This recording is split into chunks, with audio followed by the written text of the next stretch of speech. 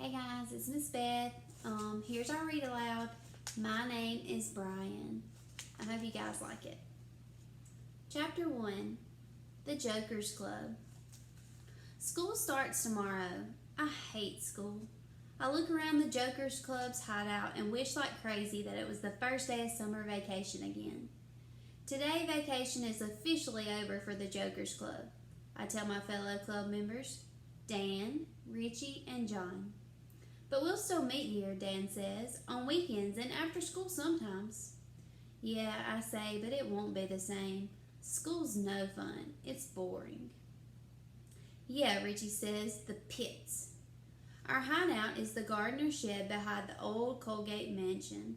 No one has lived in the mansion for years, probably because it's run down and too big for your normal sort of family. One rainy day, we snuck into the main house through a cellar window and walked around the whole place counting rooms. If you include the bathrooms, there are 27 rooms. My grandpa Al says that when he was a kid, the Colgates were the richest people in the whole county. But the gardener's shed, our hideout, is your basic one room, one window, no bathroom shed. Rusty tools like rakes and shovels hang all over the wall. A long wooden work table stands along the facing wall. Under the table there's a wheelbarrow and stacks of old clay pots. We hide our sodas and junk food in the pots because you never know when a real estate person might come over to the shed to show it to a client. I don't think anyone who's buying a 27-room house will care what the inside of the shed looks like, but you never know. Hey, I've got a great idea, John says. Let's just not go to school tomorrow. We'll meet here instead like usual. Sure, Richie agrees, why not? Because I can't, I tell them. I gotta go to school. My parents would kill me. My parents are the strictest. Dan's are the next strictest. Richie's comes next, but his mother works late at the supermarket, so sometimes it doesn't make any difference when he gets home. John's parents try to be strict, but he does pretty much what he wants to, no matter what they say. Once I heard John yell at his mother. Now John's telling us, you guys are wimps, gutless wonders, nerdballs. Then he flashes his big, just kidding smile. Okay, he says, if we've got to go to school, let's think of something we can do to make it more fun, besides teasing girls and not doing any of our work. I'm feeling too depressed about school starting to have any fun ideas about anything.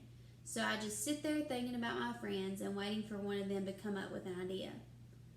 John's stretched out on the long work table. He's the biggest, baddest, and oldest in our club. He's already 12. He's the strongest too. Dan's spot in the hideout is near the door in an easy chair he made out of 2 bags of sand. Dan's the smallest of the jokers and the nicest, according to me. He also has the darkest skin of anyone in Sharon, Connecticut, population 2,545. Both of his mother and father are African American. There are only 3 black kids in our school, and Dan is one of them. The other 2 are his brother and sister. Dan's family moved to Sharon just last year. Dan's leaning back in his sandbag chair looking at the slanted roof of the hideout, just thinking, probably about monsters. Dan loves monster movies, even when they scare him half to death. If it's just the 2 of us watching, I cover my eyes during the worst parts and say, tell me when it's over, Dan. But he can watch the whole thing. He also loves to draw and has about 100 drawings of freaky-looking monster characters. Richie, the 4th joker, sits on a wooden stool. He's red-headed and the skinniest and fastest of my friends. Nobody I know can beat Richie in a race, not even John. Any kind of race, even stupid races like put the handle of a spoon in your mouth, balance a raw egg on the spoon part, and walk across the schoolyard. Richie just always wins. Me? Well, I'm Brian Toomey, and I'm your in-between kind of kid. I'm in between John and Dan high-wise. I'm in between Richie and John sports-wise. My mom says I'm the best-looking boy she knows. But my sister, Hillary, says I'm the ugliest thing that's ever walked the face of the earth. So I guess maybe I'm in between and in between in the good looks department too. My position in the hideout is on top of 2 bales of hay that are stacked under the window. I'm the lookout who warns the others if someone's coming. Sometimes I hear a noise and signal an alert for everyone to get ready to sneak out. But when I look real hard, I can see the noise is from a deer or a raccoon or just some other four-legged animal.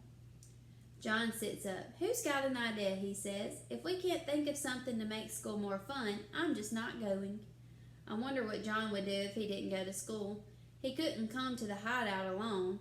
That's the first rule of our Jokers Club. No one goes to the hideout unless everyone comes. When Richie visited his cousin in Ohio at the beginning of August, none of us went for a whole week. Maybe if we had a secret game or something, Richie suggests. John makes a fist and punches the air. I got it, he says. We're great jokers, right? Always being funny? We try, I say. Here's what we do. We do funny things in school.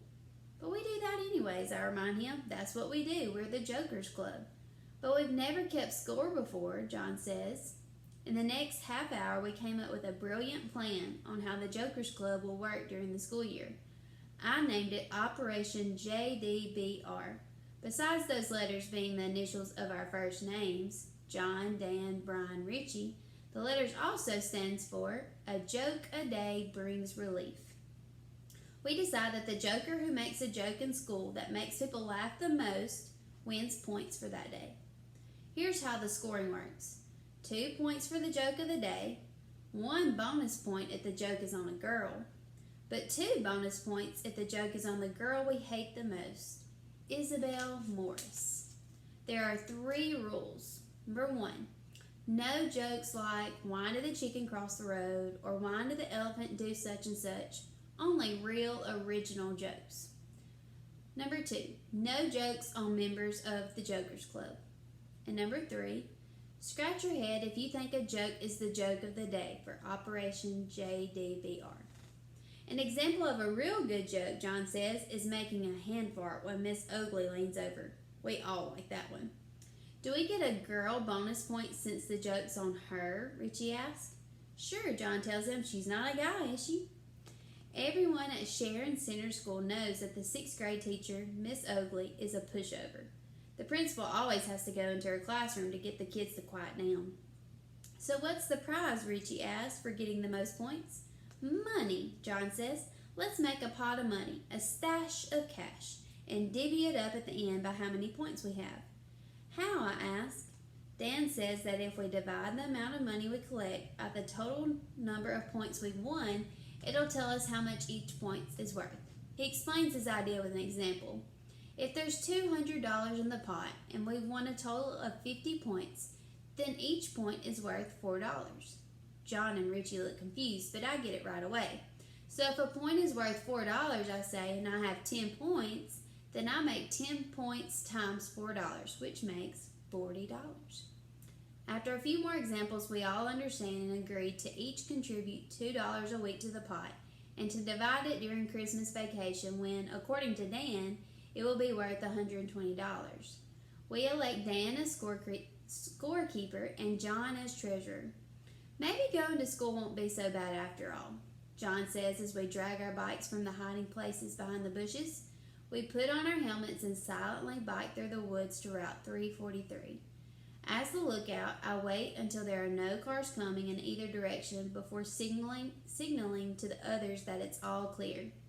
Then the jokers roll onto the highway and pedal toward town, chanting out the initials of our new operation. JDBR, JDBR, JDBR.